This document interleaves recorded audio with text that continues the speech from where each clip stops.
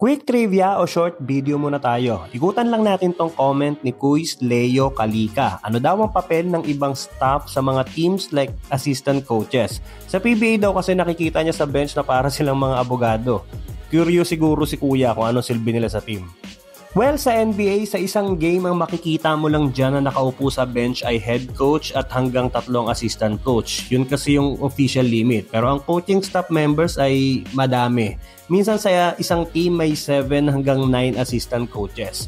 Walang limit ang NBA kung ilan ang gustong i-hire na coaches ng isang team. Pero hindi naman pwedeng lahat sila nasa game. Mukha na silang isang team nun. Kung mapapansin mo o kung nakapanood ka na ng championship ring ceremony, lahat ng coaches tinatawag para mabigyan ng ring at doon mo makikita na madami pala sila. So sa tanong ni Kuis na ano daw pinagkaiba nila, nagkakaiba lang sila sa mga role o specialization. Ang mga example niyan ay meron tinatawag na associate head coach.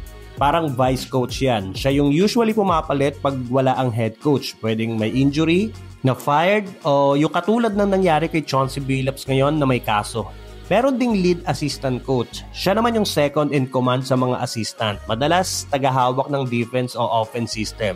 At meron din namang offensive or defensive coordinator. Ang focus naman niya ay sa pagpaplano ng mga play. Depende kung offense o defense. Meron ding player development coach ang nagtuturo sa mga player individually, mapa-shooting, footwork o conditioning.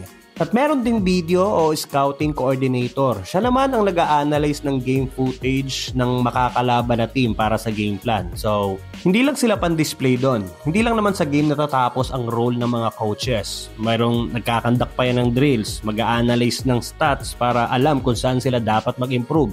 Building relationship with players, practice tasks, at madami pang iba. Pero lahat sila under pa rin ang umbrella ng assistant coaches at ang pinaka-boss ay syempre si head coach. Example ng mga kilalang assistant coaches ay si Phil Handy. Madalas ang focus niya sa team ay player development coach.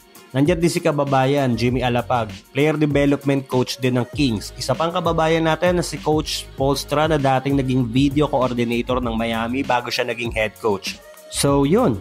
So kahit ilan pa yan, don't worry dahil lahat naman sila ay may role na ginagampanan sa kani-kanilang team. Sana nasagot ko yung tanong, pa-like, follow and share na lang and always stay clutch.